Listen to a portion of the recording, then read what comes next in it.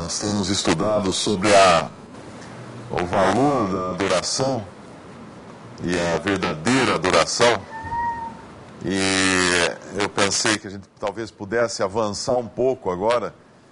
Nós falamos da adoração como estando aqui na terra, como o corpo de Cristo, como presença daquele a quem nós adoramos. E nós vamos, como o irmão mencionou, ver o Senhor face a face, ver as suas feridas, as suas marcas de amor por nós, e aí adoraremos para sempre a Ele. Não haverá, assim, fim para essa adoração. E talvez começando de novo naquele versículo que o irmão tinha sugerido, lá em João capítulo 4, e depois passando para 1 Pedro 1. Vamos voltar lá em João capítulo 4, só umas coisinhas que eu gostaria de acrescentar sobre aquilo. No versículo 23, só alguns detalhes aqui antes da gente ir lá para 1 Pedro. Mas a hora vem e agora é. Essa é uma expressão curiosa. Como a hora pode vir ainda se agora é? Como ele fala de algo futuro que agora é. Na realidade, o Senhor está falando duas coisas. Viria um momento em que sim, eles começariam a adorar o Pai em espírito e em verdade, porque Ele acaba de revelar para essa mulher, não para um judeu, não para um sacerdote no templo, mas para uma gentia, uma samaritana. Ele acaba de revelar uma nova dimensão agora da adoração, que é a adoração ao Pai. Não mais a adoração ao Deus ou a Jeová no Antigo Testamento, ou a Elohim, ou qualquer outro nome, mas ao Pai, é uma nova dimensão. Mas ao mesmo tempo que ele anuncia essa adoração agora ao Pai, ele fala que ele já está ali agora para dar partida nisso. Porque sem ele, sem Cristo vir ao mundo, sem Cristo morrer, sem Cristo ressuscitar e subir ao céu, ser glorificado, não seria formada a igreja, o Espírito Santo não seria dado. Porque ele fala com os discípulos na sua despedida, ele fala algo e aí explica que porque o Espírito Santo ainda não tinha sido dado a eles, porque Cristo ainda não tinha sido glorificado, não tinha morrido, ressuscitado e subido à glória. Então aqui, já ele estava ali. Era como que irreversível que essa adoração iria começar. Não tinha como não começar essa adoração ao Pai. E outro ponto interessante também é que ele fala, agora é em que os verdadeiros adoradores adorarão ao Pai em espírito e em verdade, porque o Pai procura a tais que assim o adorem. Deus é espírito. Esse é outro ponto muito importante. Se ele falasse aqui, Deus é matéria, então ele diria que importa que os que o adorem em matéria e em verdade. Mas como ele fala, Deus é espírito, então a adoração do crente, ela é 100% espiritual. Aquela adoração que havia no Antigo Testamento era uma adoração para o homem na sua carne ainda, e fazia parte todo aquele processo de Deus provando o homem e mostrando que o homem seria incapaz de atender às demandas de Deus. Mas agora ele revela, Deus é espírito.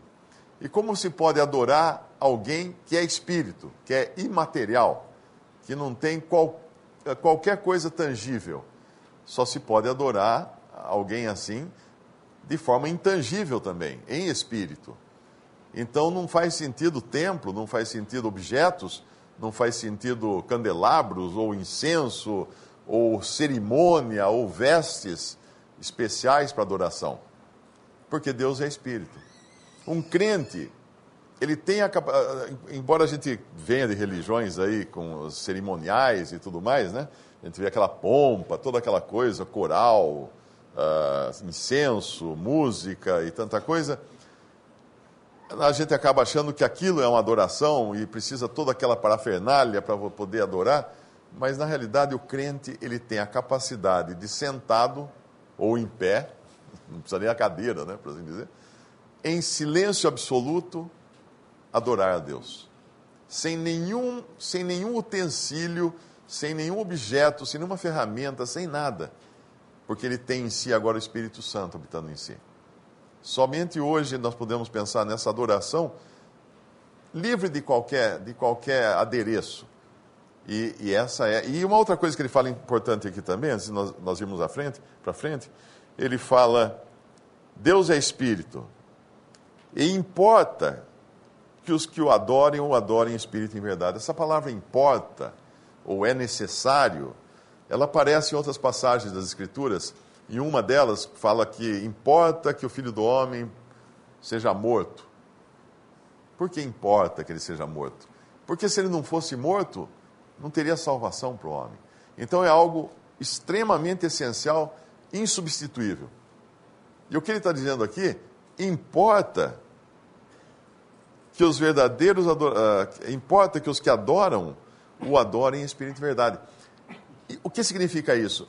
Que a adoração não é uma coisa que eu escolho como e onde eu devo fazer. Não fica a critério do homem. Deus determina que a adoração seja em espírito. Eu contei numa outra reunião de um irmão em Cristo que é descendente de judeus e ele chegou a ficar interessado em congregar e tudo mais. Numa das viagens que eu fiz a trabalho, tentei contato com ele, nós marcamos de nos encontrar, mas quando eu cheguei lá, liguei para ele do hotel, já estou aqui e tal, ele falou assim: olha, Mário, eu e minha esposa pensamos melhor e nós não vamos aí encontrar com você, porque, como eu tinha explicado, a gente vem de um background aí judaico, né? Apesar de termos nos convertido, e nós gostamos muito da cerimônia que nós fazemos em casa. Quando a gente vai adorar a Deus em casa, a gente acende o candelabro, a gente pega aquelas coisas, aquelas roupas, aquela coisa toda, e nós gostamos, nós não queremos deixar isso para trás. Nós não queremos perder essa tradição que a gente traz do judaísmo. Nós vamos continuar sendo cristãos, mas nós queremos trazer isso. Tudo bem, o que ele vai dizer? Na realidade, aqui está dizendo, importa que os que o adorem em espírito e em verdade. Não fica a escolha de quem adora. Não é do tipo assim, olha, importa então que os que adoram escolham a maneira como devem adorar. Não. É para ser em espírito e em verdade. É para ser sem elementos materiais. E principalmente aqueles tirados do judaísmo. A adoração é para ser sem. Não é uma questão de opção. Ah, mas vamos pôr um candelabro, vamos pôr não sei o quê. Ah, mas vamos fazer uma roupa diferente, vamos pôr um coral. Não. É para ser em espírito e em verdade. Em espírito, porque Deus é espírito. Em verdade, porque ela tem que ser segundo as Escrituras. Mas agora, passando para outro tema, lá de 1 Pedro, nós sabemos que vai ter um fim a nossa adoração aqui, nessa condição em que nós estamos, num corpo ainda de carne, numa terra ainda com tantas tribulações, com tantas coisas. E quando nós vemos lá em 1 Pedro, capítulo 1, versículo 3, o apóstolo está escrevendo assim: Bendito seja o Deus e Pai de nosso Senhor Jesus Cristo, que segundo a sua grande misericórdia, nos gerou de novo para uma viva esperança pela ressurreição de Jesus Cristo dentre os mortos. Aqui já fala muita coisa, incluindo aquilo que o irmão falou sobre o novo nascimento, sobre sermos gerados de novo e com um objetivo, com um propósito também. Nós não somos gerados de novo, nós não nascemos de novo, nós não somos salvos, nós não recebemos o Espírito Santo para nós mesmos. Tudo isso tem um propósito para a glória de Deus. É muito comum, como cristãos, e às vezes recém-convertidos, nós queremos saber o que eu ganho com isso, né? Eu vou buscar Deus porque assim eu vou ser abençoado, assim eu vou melhorar de vida, ou arrumar um emprego, ou passar minha depressão, ou eu vou me sentir melhor. É sempre a respeito de mim, de mim, de mim. Mas, na realidade, tudo que Deus faz é a respeito dele, porque ele é Deus. Ele nos criou para ele. Por isso que Deus busca adoradores. Por quê? Porque ele quer ser adorado. Ele quer ser adorado. A adoração a Deus é o objetivo para o qual ele criou o homem. Quando alguém pergunta assim, por que Deus me fez? A resposta é lá em João 4. Porque Deus busca adoradores. E interessante é que existem coisas que Deus faz e que Deus dá e que Deus providencia. Mas os adoradores ele busca. Por exemplo, lá em Efésios 4, fala que o Senhor Jesus subiu ao céu e deu uns para apóstolos e outros para profetas e outros para pastores, evangelistas e doutores, querendo o aperfeiçoamento do corpo e a edificação, etc. Cristo deu esses dons. Mas os adoradores, ele procura. Ele procura. Então, a pessoa que se apresenta a Deus como um adorador, isso enche o coração de Deus de alegria, o coração do Pai de alegria. Porque para isso o ser humano foi criado. O ser humano foi criado para adorar a Deus. E é claro que no pacote, né, no entorno de tudo isso, nós somos ricamente abençoados, somos ricamente galardoados, nós abençoados com todas as bênçãos espirituais nos lugares celestiais. Nós também ganhamos com isso, mas não podemos nunca deixar de pensar que o objetivo da adoração é Deus. O objetivo da nossa existência é Deus. Por isso que lá em Coríntios fala que nós fomos comprados por preço. Não somos mais de nós mesmos. Pertencemos a quem pagou o preço para nos resgatar. Alguém pagou um preço, alguém me comprou. Eu sou dele. Eu não sou meu, eu sou dele. E aqui em 1 Pedro fala então, bendito seja o Deus e Pai, versículo 3, 1 Pedro 1. Bendito seja o Deus e Pai de nosso Senhor Jesus Cristo, que segundo a sua grande misericórdia nos gerou de novo para uma viva esperança pela ressurreição de Jesus Cristo dentre os mortos, para uma herança incorruptível, incontaminável e que se não pode murchar, guardada nos céus para vós, que mediante a fé estáis guardados na virtude de Deus, para a salvação já prestes para se revelar no último tempo, em que vós grandemente vos alegrais, ainda que agora importa, sendo necessário, que estejais por um pouco contristados com várias tentações, para que a prova da vossa fé, muito mais preciosa do que o ouro que perece e é provado pelo fogo, se ache em louvor e honra e glória na revelação de Jesus Cristo, ao qual, não havendo visto, amais, no qual, não o vendo agora, mas crendo, vos alegrais, com gozo inefável e glorioso, alcançando o fim da vossa fé, a salvação da vossa alma. Então, aqui fala que nós estamos num estado transitório. Nós estamos numa antessala de algo que é muito maior e muito melhor, que é a própria presença do Senhor. Algo para que nós fomos criados. E muitas vezes nós nos angustiamos, né, e muitas vezes com razão até, de sofrimentos, de dificuldades nessa vida.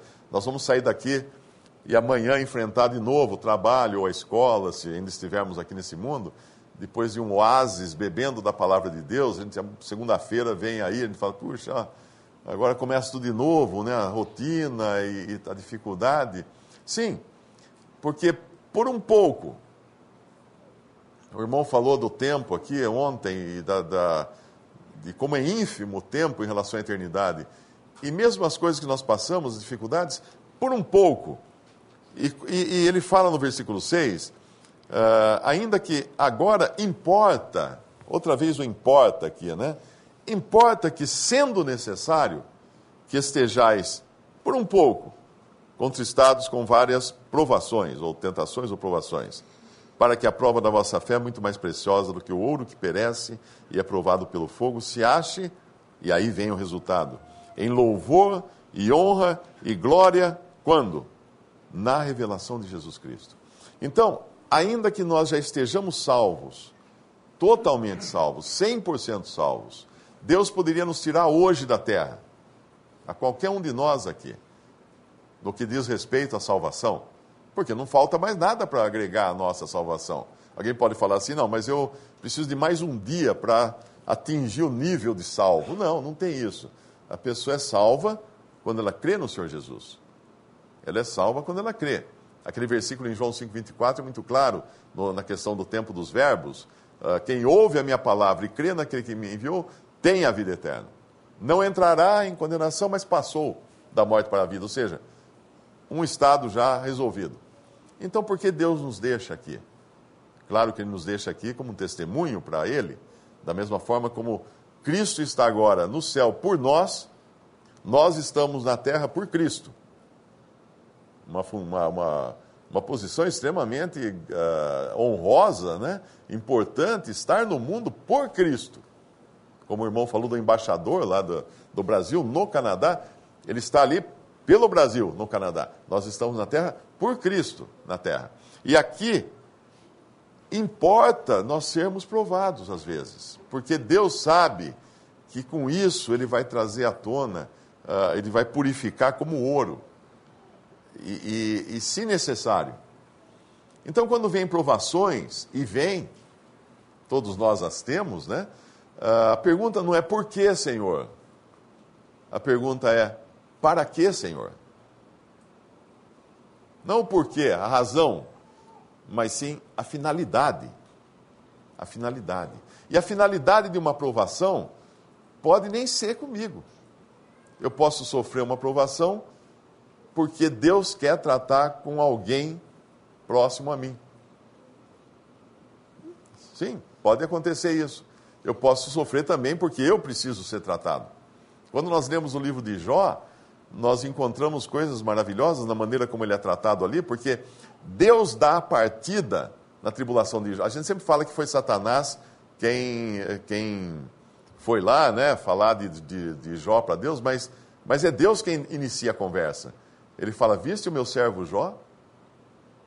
E aí começa a conversa. Aí Satanás vem com a malícia dele, com o desejo de colocar sua mão em Jó. Mas Deus começou. Por que Deus começou? Porque Deus sabia que tinha algo para tratar com Jó. E Jó era um homem justo, íntegro. Só que justo e íntegro exteriormente. Do lado de fora de Jó, não tinha nada de errado com ele. Mas tinha algo lá dentro que Deus iria precisar tratar em Jó. E é interessante nós vermos que tem um momento que fala que Jó sacrificava pelos seus filhos, em favor de seus filhos, como que prevendo que eles poderiam cometer algum pecado. Mas não fala que ele sacrificava por si mesmo. Porque ele achava que ele não tinha nada para sacrificar, ou que ele não iria cair. Ele estava preocupado com os filhos, uma preocupação positiva, mas ele não por ele. Não fazia o mesmo consigo mesmo. E Deus envia toda aquela tribulação porque aquilo seria benéfico para Jó também. E não só seria benéfico para Jó, mas seria um instrumento também para tratar com a sua esposa. Porque ela passou por aquilo também, do lado dele. Para tratar com aqueles 3 amigos que o visitam. Porque eles também teriam que aprender algumas coisas. E eu sempre pensava que esses 3 amigos eram muito amigos, né? Porque, na verdade, eles pareciam ter ido muito bem enquanto não abriram a boca. E aí, quando abre a boca, parece que eles só estragam a situação, só acrescentam dores a Jó. Mas, na realidade, eles eram sim amigos. A Bíblia chama eles de amigos porque eles iam servir de instrumento de Deus para que do interior de Jó viesse aquilo que ainda precisava ser provado como ouro, como fala aqui em 1 Pedro. E é o que vai acontecer no final, quando Jó entende realmente, sem entender, mas ele vê que o resultado era o melhor que ele podia ter. Ele conhece a Deus, que ele só ouvia falar, mas agora meus olhos te veem, ele fala. Ele tinha agora um conhecimento de Deus que ele nunca tinha tido antes. Que ele talvez achasse que tinha, mas não tinha tido. Nós aqui nesse mundo, nós conhecemos a Deus, conhecemos o Senhor, mas mas existem maneiras de conhecer que só vão ser possíveis aqui. Nós não vamos conhecer a misericórdia de Deus lá no céu, nós vamos conhecer aqui.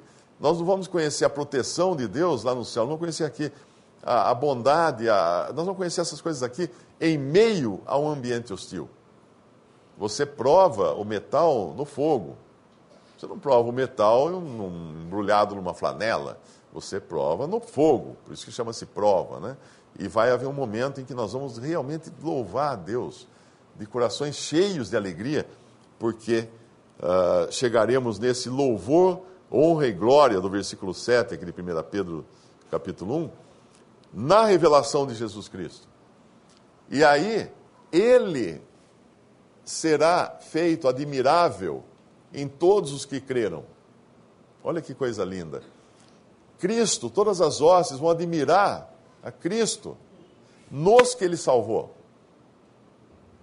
Porque verão nesses a prova da misericórdia, da bondade de Deus, do cuidado de Deus, da obra de Cristo naqueles que ele salvou. Por isso que, quando eu leio essa passagem aqui, no versículo 8, ao qual, não o havendo visto, há mais. Olha que interessante isso. Alguém aqui já viu o Senhor Jesus? Só se for em livro de ilustrações, alguma coisa assim, mas nós não sabemos como era a face dele. Nós ainda não vimos o Senhor Jesus. Vemos pela fé, sentado em glória, né? Aquele que por um pouco foi feito menor que os anjos. Mas nós não vimos, mas nós amamos. Eu acho que aqui tenho certeza que todos amam o Senhor Jesus. Todos amam. E nós só podemos amá-lo por uma razão, porque ele nos amou primeiro. Porque Deus nos amou primeiro. O nosso amor nada mais é do que o reflexo do amor de Cristo por nós, do amor de Deus por nós. Mas não fala só em amar, no qual, não o vendo agora, mas crendo, vos alegrais com gozo inefável e glorioso. Eu pergunto, será que às vezes nós temos esse gozo inefável e glorioso sempre? Ao menos parece que deveríamos, né? Porque se nós já temos tudo isso, temos garantida a salvação, temos um lugar na glória com Cristo, temos o amor dele demonstrado de sobremaneira por nós na cruz, e não só na cruz, mas em todos os momentos em que ele demonstrou tudo que ele fez para a glória de Deus também, e por amor aos homens aqui na terra, no seguir do seu andar aqui, né? É como se Deus mostrasse nos evangelhos, olha quem vai salvar vocês. Olha quem que eu arrumei para salvar vocês. Olha como ele é manso, olha como ele é humilde, olha como ele é misericordioso, olha como ele cura as pessoas, como ele alimenta as pessoas, como ele não briga, não discute, não revida. Olha quem eu arrumei para amar vocês e para salvar vocês. Então deu aquela introdução e ele vai até a cruz, ele nos salva. E conhecendo como assim conhecemos agora, nós o amamos, mesmo sem vê-lo. Mesmo sem vê-lo. Mas agora tem um outro estágio, que é aquilo que eu falei. O que nós esperamos agora? Qual a próxima coisa? Nós já temos tudo. Qual a próxima coisa que um cristão pode esperar? O encontro com o Senhor. Quando toda a barreira da carne, desse corpo material, quando até mesmo essa adoração que nós praticamos aqui na terra, ainda em um meio hostil, né? Quando tudo isso vai cessar e nós entraremos na presença dele, teremos um encontro com Cristo no céu. O irmão falou aqui do arminianismo, do calvinismo, e uma coisa que é comum a essas correntes também, e alguns que professam essas correntes, não que eles acabaram entendendo certas verdades, mas na sua forma mais fundamentalista das grandes religiões, tanto católicas como protestantes, não existe a espera pelo Senhor, por incrível que possa parecer. Pergunte para um cristão, você está esperando o Senhor? Ah, sim, eu estou esperando o Senhor para vir me buscar. Tá bom, buscar para onde? O presbiteriano vai falar, buscar para morar na terra prometida. Para morar para sempre numa terra, tudo arrumadinho, tudo bonito, tal, quando Cristo vai evangelizar todo mundo e todo mundo vai se converter, etc, etc. Uma terra. Mas a igreja é celestial, nós temos um lugar no céu. Outro vai dizer, ah, não, estou esperando por Cristo, sim. Mas veja que antes vem o anticristo. Ah, mas vem guerras, terremotos. Não, então você não está esperando por Cristo. Então você não está esperando por Cristo, você está esperando pelo anticristo. E o cristão espera pelo anticristo? Não. Por quê? Porque antes que o anticristo surja, segundo a Tessalonicenses capítulo 2, o que retém o iníquo, o homem da perdição, de se manifestar, é o Espírito Santo. Enquanto o Espírito Santo estiver na terra, o Espírito Santo está na igreja, o Espírito Santo está no crente. E quando o Senhor deu o Espírito Santo, prometeu o Espírito Santo, ele falou assim, estará convosco para sempre. Nunca mais ele sairia da igreja e nunca mais ele sairia do crente. Então é impossível o Espírito Santo voltar para o céu e o crente ficar na terra. Ou a igreja ser tirada da terra, ou o Espírito Santo ficar na terra. É impossível. É uma coisa que está junto agora, não desgruda mais, nunca mais. E para que se manifeste o iníquo, primeiro o Espírito Santo tem que ser tirado da terra, o que o retém, o que o detém. Segundo a Tessalonicenses capítulo 2. Então nós não esperamos o iníquo, o homem de perdição. Nós esperamos o Cristo. Porque ele virá antes para arrebatar a sua igreja e levar para o céu. E essa é a esperança genuína do crente. E naquele dia nós não estaremos mais adorando a Deus aqui, em meio a todo esse ambiente hostil, com essas dificuldades, não seremos mais provados como se prova o ouro, não precisaremos mais de fé para crer em Cristo. Nós não veremos face a face. E aí sim, se consumará aquilo que é o objetivo de Deus. Hoje Deus vê o fim a partir do começo. Nós não vemos. Como o irmão explicou na outra pregação, nós não enxergamos daqui a 15 minutos o que vai acontecer. Nós não sabemos. Deus sabe. Mas Ele já nos mostra o que vai acontecer. Talvez se o irmão perguntasse para mim se eu sei o que vai acontecer daqui a 15 minutos, eu sei. O senhor pode voltar nesse período, até menos de 15 minutos. Então Deus nos deu já o que esperarmos. E qual é o fim da viagem? É o céu, mas é o céu? Não. Alguém aqui quer ir para o céu? Eu não quero. Como que eu não quero ir para o céu? Outro dia o Batista falou que às vezes ele vai na casa dos pais dele, que faleceram recentemente, e ele tem um sentimento que eu também sentia quando eu ia na casa dos meus pais, que tinham falecido, que é o sentimento seguinte, aquilo lá era muito importante ir lá na casa dos meus pais, mas agora não tem mais nada lá. Não, perdeu a graça, não existe nada lá. Então o céu, o que é o céu? A presença de Cristo, sim. Então, na realidade, o objetivo do cristão não é o céu em si, como um lugar como os muçulmanos pensam no paraíso deles lá, lugar de prazeres. Não é isso. O cristão não está esperando um lugar de prazeres, o cristão não está esperando um lugar onde pare de doer, um lugar onde pare de sofrer. O objetivo do cristão é Cristo. Claro que Cristo está no céu, e nós vamos estar com Cristo no céu. Por incrível que pareça, não existe uma passagem que fala que o crente vai para o céu, na Bíblia.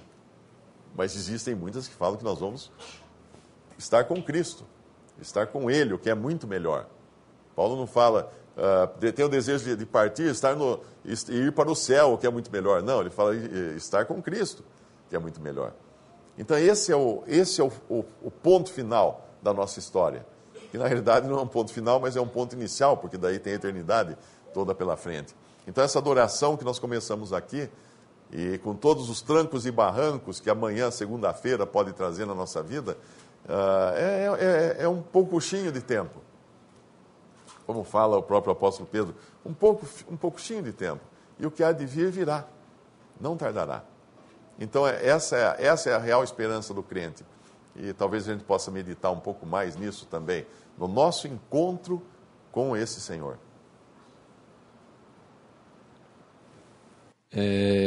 Já vi muita gente perguntar o que é que eu iria fazer no céu.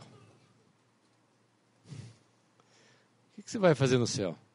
Na terra tem tantas coisas para fazer. Se a gente voltar no início, como dizia o Mário, é só a gente voltar no princípio para a gente começar com as coisas. Adão não foi criado para ser um adorador de Deus. Embora ele conversasse com Deus e Deus conversasse com ele, conversasse com ele, ele não era um adorador. Ele tinha, como nós vemos lá em Coríntios 15, um corpo animal, ele foi formado do barro. Mas Deus fez uma criação que onde cabia aquele ser que ele havia criado. Deus criou todas as coisas em torno do homem. Então, se nós formos pensar que nós temos um ouvido, é para ouvirmos o quê? O canto dos pássaros, é para ouvirmos o barulho do mar, é para ouvirmos o barulho do vento, é para ouvirmos as palavras, é para nós nos deliciarmos com a criação. E os olhos? Também para nós vermos tudo aquilo que foi criado, né? Todos os animais, tá? Florestas, montanhas, nós vemos um bebezinho, né? Tudo isso Deus fez o olho para que pudesse ver isso daí. E o nariz? O nariz, mas para a gente poder respirar. É o fôlego para a gente poder ter o quê? Oxigênio para poder viver. Mas só isso? Não, ele fez o nariz para que nós pudéssemos sentir os cheiros também. Então, todo o perfume que a gente sente quando a gente cheira uma flor é da criação. E quem que deu o perfume à flor e a aptidão de poder sentir esse cheiro? Aquele que criou todas as coisas. Criou o homem e criou a flor e o perfume. A boca, ele criou a boca. Para quê? Para que nós pudéssemos comer. Nós comemos o quê? As frutas.